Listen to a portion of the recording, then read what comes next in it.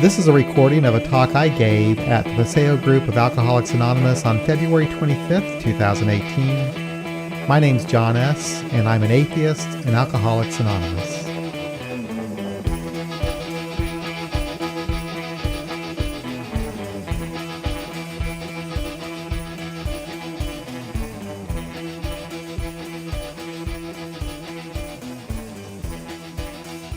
I'm John. I'm an alcoholic. Hey, John. I hope I did a good job for you today. I wasn't able to give this a whole lot of thought, but I jotted down some notes. But most of it's just going to be it's going to be my story. Recently, we had a meeting at our group where we decided that what we would do is we just kind of go around and share our stories. And there were a couple of people in the meeting who said, "Oh, there's nothing that bores me more than my own drunkalog." And, I can understand that to a certain degree. And we do in AA sometimes refer to our stories as drunkalogs. But there's probably nothing more important than our own personal story of recovery. Because that is what helps, let's put it this way. It helps the teller of the story because our stories change as we get better and evolve, as we learn more about ourselves during our recovery. But it also helps the person out there who might be new and coming into recovery from alcoholism or drug addiction for the first time. Our stories provide a way for us to relate to each other and to understand that there's hope. When I went to my very first AA meeting, people told me their stories in kind of a general way, and it was very helpful to me because I knew I wasn't alone. And from their deportment, just the way that they were, I could tell that the stories that they were telling me were in the past. And I really needed to have that hope. So I'm going to share with you a little bit. And I also want to say something. I read a book recently that I really enjoyed. It was called Parallel Universes. And it's a memoir of a recovering alcoholic. And in his story, he talks about his mother giving him up for adoption when he was born. And he was adopted by a very loving family who always was open to him about his adoption. And he thought it was something entirely normal, and he always felt good about being adopted. Well, when he was 6 years old, he was with some friends, and he decided to share with them for the first time his story about being adopted. And he was surprised and stunned when he saw the look and the expression on his friends' faces, because they gave him this look like there was something wrong with him for being adopted. And that, for him, was that was a resentment, I guess. That was something that he remembered and carried with him for the rest of his life. And the way that he put it is he felt shame. And so I started thinking about the role of shame in my early calling to drink. And I also thought about having these parallel universes in my own life. I was thinking about some of the people who influenced me the most in my life. My mother, my father, and my grandmother. And I loved all of them. They did some things, though, that they weren't, put it this way, I'm going to say some things about these people I love that might paint them in a bad light. But I've come to understand that they are human. And as human beings, we're very complex. We're not good, we're not bad, but we're both good and bad at the same time. So, through my recovery, I learned to find some understanding, and I was able to come together with this complex relationship because I'm complex too. I'm good, I'm bad, I'm both. So I'm going to start my story off by telling you just a little bit about my background and how I grew up. My mother and father were born in a small town in Florida, New Smyrna Beach. And my family goes back there many generations. And my father wanted to leave that town because there wasn't a lot of work there other than being in the railroad. So he joined the Army, and he made a career in the military. So when I grew up, I moved around a lot and lived in a lot of different kinds of places. We lived overseas. We lived in different states in the United States. And I learned, I guess, as a young kid to adapt to different environments and to kind of become the person that these other places might want me to be. There was also in my family, I would say that I was loved, but when I think about some of my earliest memories, they are probably memories of fear. I lived in a house where my parents were fighting a lot. My father would beat us. My mother would say degrading things about us. And so I say these things about them, and it's true. But at the same time, these same people could be loving and funny, and we could go on trips, and I could be around them and feel secure. So how I put those two things together, I don't know. But the underlying issues in my household made me feel insecure. I didn't feel safe. My father, being a military person, there was always a lot of alcohol in the house. He didn't have a problem with drinking, but it was more of a social thing to have all of the Army guys over, and they would have these big parties. And as a 8-9-year-old boy, after these parties ended, I would go downstairs and I would drink the alcohol from the glasses that were left over after these parties. I don't know what I was doing. I think I was using alcohol as some sort of a medicine. There was something about it that made me feel better. By the time I was 12, I think, I got drunk for the first time. And it was one of those situations where one was good, so another would be better, and another would be better, and another would be better. And my drinking really didn't change much after that. I felt remorseful. I felt ashamed of myself. And I promised myself that I wouldn't do it again. And I didn't until I got into high school. And when I resumed drinking, it was just the same as when I had left off as a kid. So I never really drank normally. I drank as a way to cope. I drank as a way to somehow find connection with other people. I think that's especially true when I was in high school. And it's difficult enough to be a teenager and in high school, and nobody feels like they fit in. But I certainly didn't. But when I drank, I felt like I did. But ultimately, what was happening as my drinking got worse, it was driving me away, actually, from other people. Even it seemed like among my high school friends, and then when I went to college, my college friends, that I didn't drink quite like they did. And so it's pretty bad when you're living in a fraternity at college and they lock you up in your room because you're too wild at parties. So what happened to me, though, my drinking became a problem for me early on in my life. I was 19 years old when I first thought that I might be an alcoholic, and I considered calling AA. At the time, I was going to school at KU, and I wasn't doing very well. And I had a lot of problems. People were upset with me about my drinking, and I was really concerned about it. And there was an ad in the Lawrence Journal-World about AA, and there was their phone number. If you need help, call us. And I thought about it, but I thought, no, I'm just too young. I rationalized in my mind that I was too young to be an alcoholic. So I continued to drink, and I had to leave school because of bad grades, and I ended up getting different jobs here and there, and I drank a lot. I started having other problems too. I was looking for some sort of a solution to my drinking, and I was not a religious person. I didn't grow up going to church or anything, but I thought that maybe there might be some sort of a solution in religion.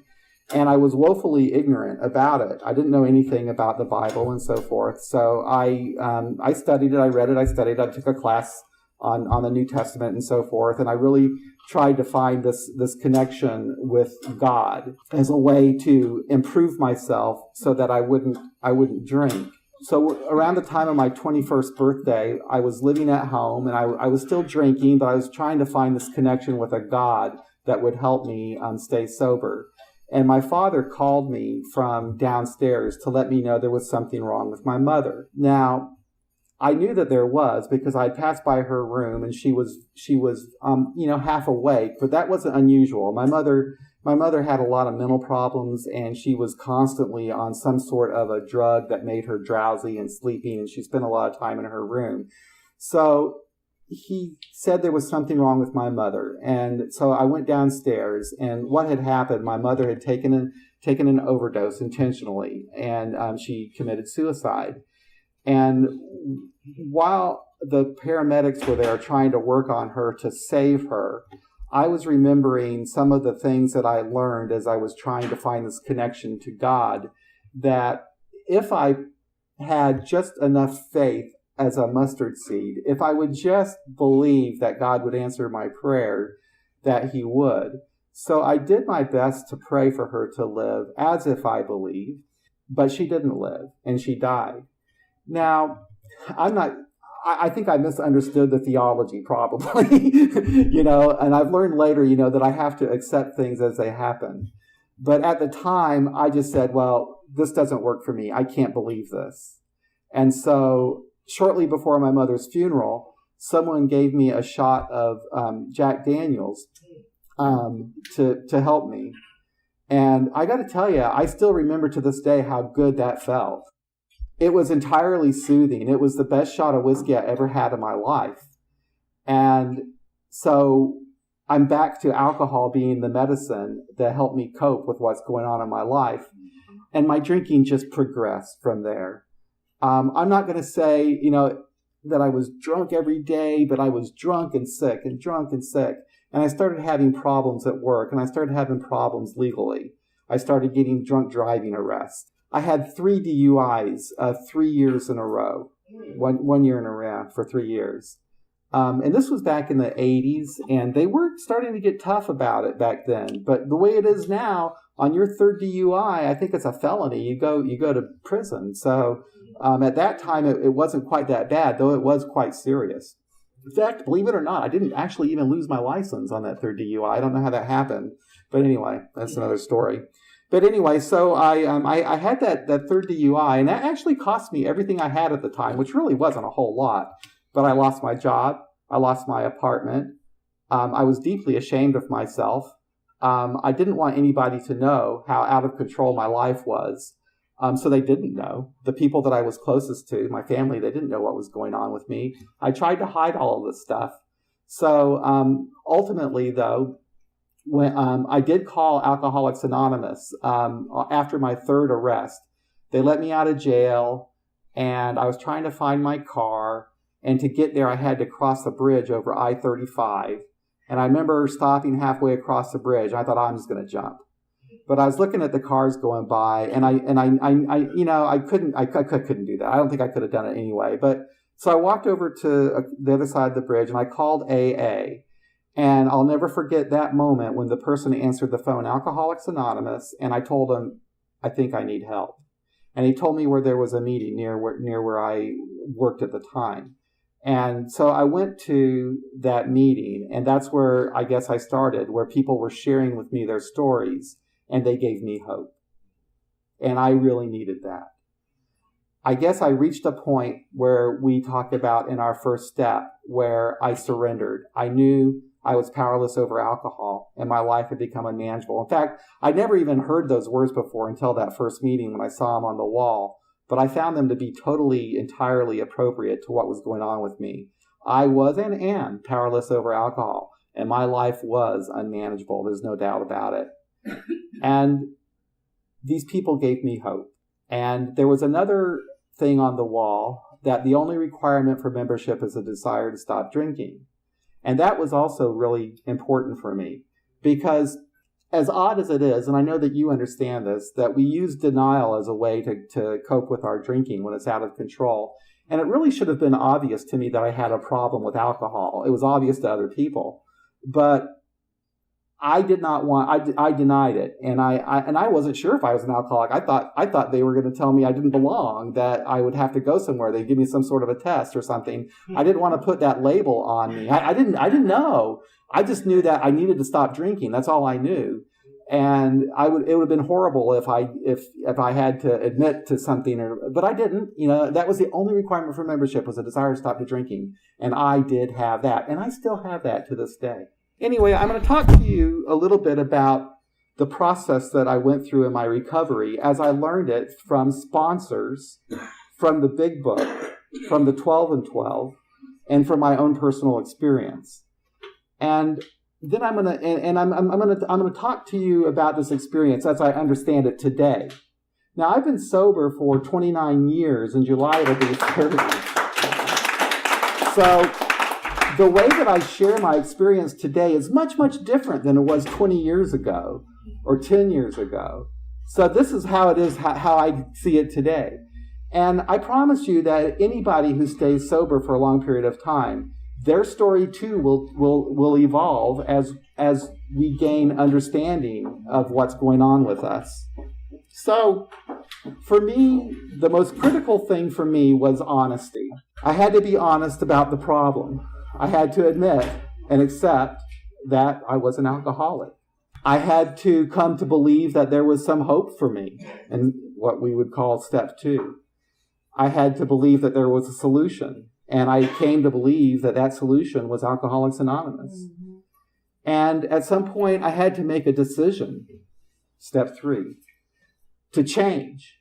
I had to make a decision to go through the rest of the steps that follows that step 3.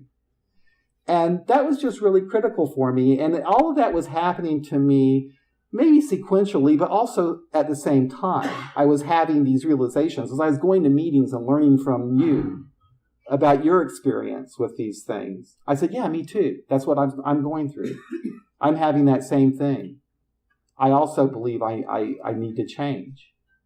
So I worked through the big book, and I worked through the 12 and 12 with my sponsor. And we learned how to do these steps. And it's interesting, though, that I would go to different people in the group, especially when I was getting into step 4, and I'd ask each one of them how they did that inventory. And I was frustrated because everybody had a little bit of a different way. And later I learned that it doesn't matter precisely exactly how you do it. The main thing is that you do it, for me anyway. And I found it very beneficial. As I went through that process, I learned to be honest with myself and to put things into context. Now, I'm talking about my mother and father primarily, and I mentioned how my father beat me, and my mother would say derogatory things about me and so forth, and that definitely affected my self-esteem, and that definitely affected my sense of security, and they were definitely things that I had to find ways to cope with, and so that was some damage that they had done to me. But I had done some things like that myself too. And what I guess I was able to do is when I learned about my own humanity and myself as a human being and my own faults, I could accept those of my parents and others. I could see the good and the bad. And I knew that they were doing the best that they could with what they had and their experience. And they weren't all bad. They gave me a lot of good things. I mean, the qualities that I have to even be open to getting help, I got from my grandmother and my mother and my father. So I got some good things from them too. But I guess going through this process, what was really important was not about them. It was about me. How I was reacting to these events in my life. How did my mother's suicide affect me as a person? And how did that change my behaviors? How did it drive my drinking? All of those things were very helpful to me. But then to sit down with another person and actually have that conversation and to get feedback and him to share with me similar things that he had been through was just incredibly helpful and healing for me. I'll never forget when I left that meeting after my 5th step with my then sponsor, I truly did feel like I was part of the human race. I felt like no longer did I need to be ashamed of myself. I was just a human being like anybody else. And my parents were too. So now my job in recovery, a lot of it hinges on those 2 steps, 6 and 7, all about those character defects. And character defects sometimes has a bad rap in our culture today because we kind of think about it like, oh, there's something wrong with me. Well, look at it this way. This is how I look at it. I'm a human being. I have a character, the way that I interact with other people. And there are certain traits that I have in my personality. Some of them are good and some of them are not so good. A lot of them are ways that I've learned to adapt to whatever was going on in my life. I used to lie. I used to lie a lot. I used to lie about my drink. I used to steal. That's not really great character, but that's what I did to adapt. Those are things like lying, for example, was a great way to continue with my drinking. It was a great way to get out of a problem. It was a great way, probably more really anything else to put off a problem. But I guess what I'm trying to say is for me, it's not a matter of judging myself as good or bad. but it's just recognizing these traits of my personality and just trying to improve and seeking whatever way possible to improve. And that could mean, like, for example, dealing with clinical depression, which I've had to do since I've been in the program, and getting over the fear of going to a doctor and talking about it and asking for help. That could include, going to AA meetings. That could include, reading books. That's all kinds of different ways that I have of building character. But it's very important to me to this day to stay honest with myself and to understand who I am. And then, of course, I don't want to go into too much detail, but I found a lot of healing in the steps. I eventually was able to make amends to people in my family and people that I worked for who were affected by my drinking. And these amends to me were really ways of changing the way that I was treating them, changing my behaviors and acknowledging the behaviors that I had. When it came to my father, I did not sit down with him and have a face-to-face conversation because it would have been too difficult and painful for him, but I did change my behaviors. He ended up dying after I was 10 years sober. He was 64, and he died really kind of unexpectedly. But when he died, I was at peace with our relationship. I was okay with him, and I knew that he was okay with me. When he was on his deathbed, I let him know that I loved him, and I'm glad I had that opportunity to say that and to say goodbye and to let him go. So I don't really have any regrets about, that. Now, had I not tried to make amends through changing my behaviors and being a good son, without being honest to him about who I was and what I was doing, I might have had some regrets. So I'm very thankful to AA for giving me that opportunity to change and to reconnect with my father, and to be able to have some peace about me when he passed away. And when people die, people that you love, and unfortunately the older you get, the more people you know that have gone on, they're still with you in some way. And my father and my mother are still with me. My grandmother is still with me. The good that they gave me is still with me.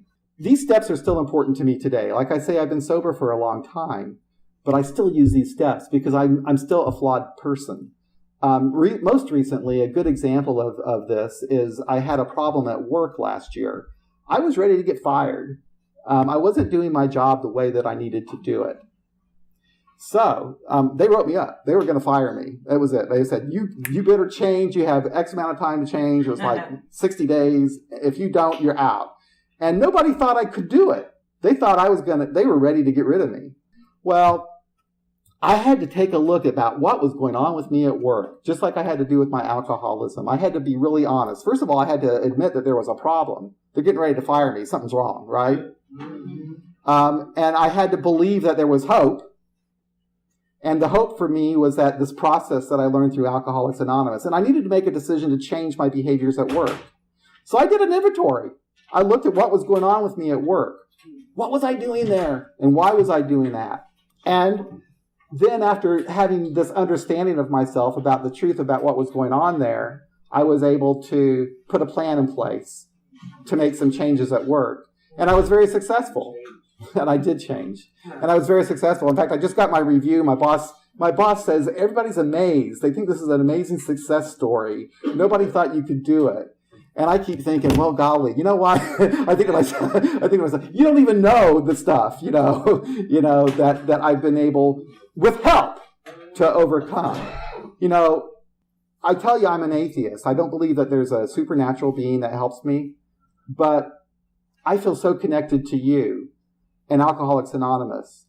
You're the ones that made it possible for me to do this. You're the ones that taught me these things.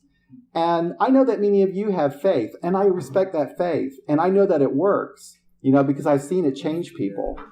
So I'm just so grateful to you for giving me these tools and for giving me the opportunity to sit with you in these meetings, regardless of who I am, what I believe. Speaking of the atheism, I'll talk about my group a little bit, and I want to talk a little bit about service in AA, and I'm going to talk about some things that maybe you might not know about, and maybe you do, maybe you might not care about, you might find it a little bit boring, I don't know.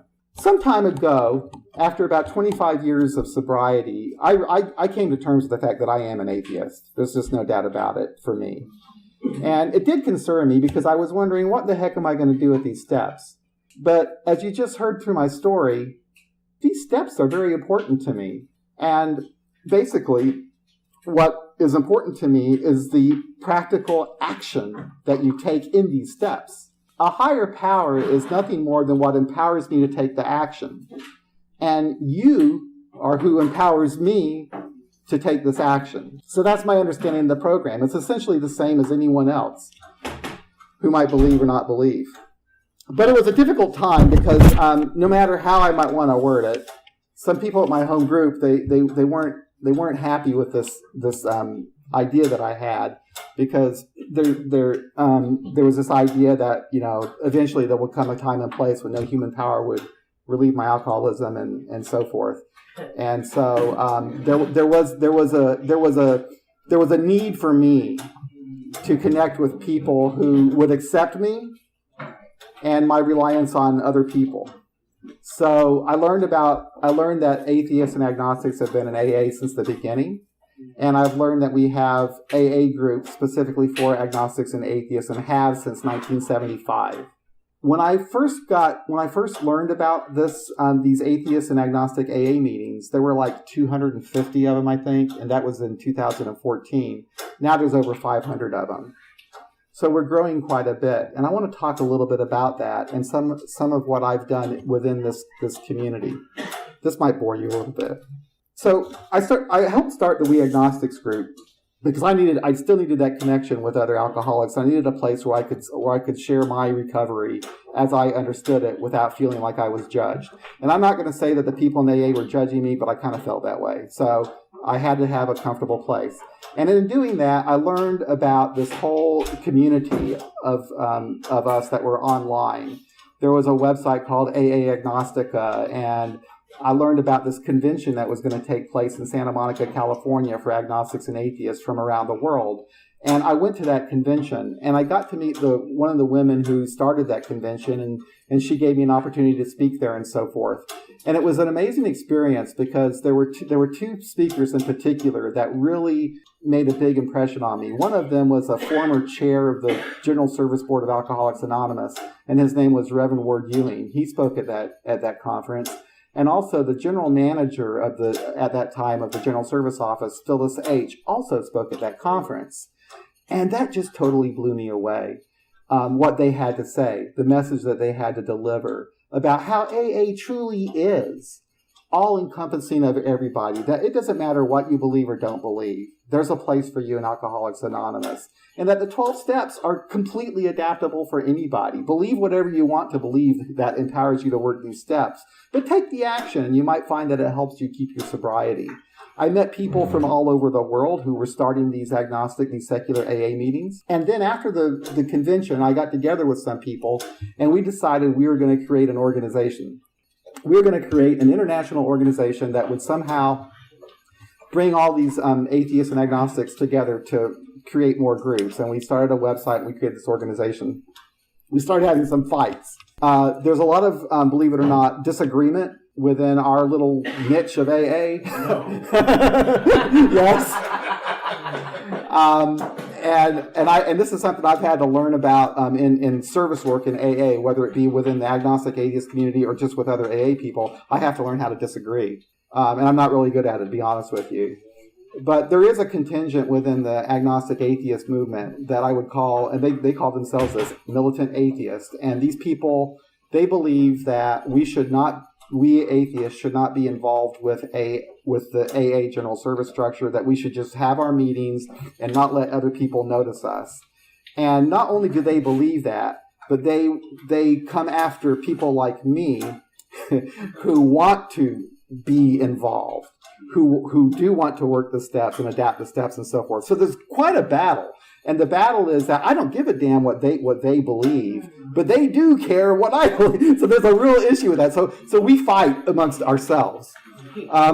Then recently too, and I won't go into a lot of detail on this, but I had some serious disagreements with the central office. I was on their board of directors, and I didn't like the way that things were going down there. And I still have some strong feelings about that.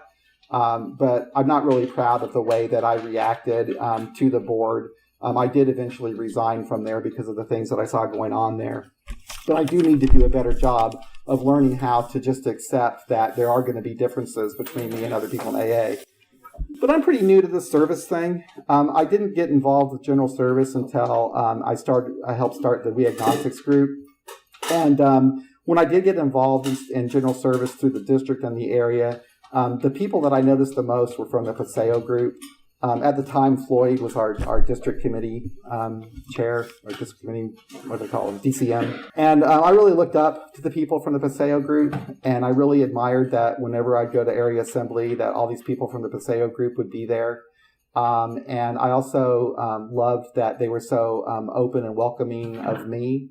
And I started, making friends, and I just, really, they inspired me. And I want my group to be like the Paseo group when it comes to service.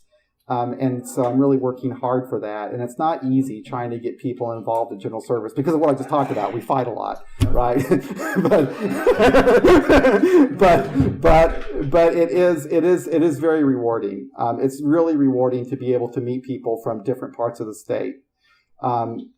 Right now we got something really exciting going on in the area assembly, and it really happened as a result of people from the Paseo group speaking up. And what it is, we have this diversity committee, and John R., who will be celebrating here soon, he heads up that committee, and it's just incredible. The discussions that we have now at area assembly about race, about feeling safe in AA, about embracing diversity, it's just absolutely amazing. We have conversations there that are difficult to have. Some people get mad, but people need to hear what they're having. And what I'm learning about this is that, we might not be able to change individual people, but we can change a culture. And that's what I'm noticing happening because of the things that the Paseo group is doing and the diversity thing that we got going on area assembly. We're starting to make a difference in the culture. People are hearing what's going on. People are understanding what it's like. A black person who is dealing with racism in Missouri and has to go to an AA meeting. They hear about that at area assembly, and those are difficult things to talk about, but they are things that we need to talk about. What's it like to be an atheist in Missouri? Sharing your experience, strength, and hope. These are things. So we are beginning to change a culture, and I'm going to close by just telling you how much I do love and respect Alcoholics Anonymous, and in spite of what I believe, I believe that your faith works, that if you have a faith in God, that faith is keeping you sober. There's no doubt in my mind.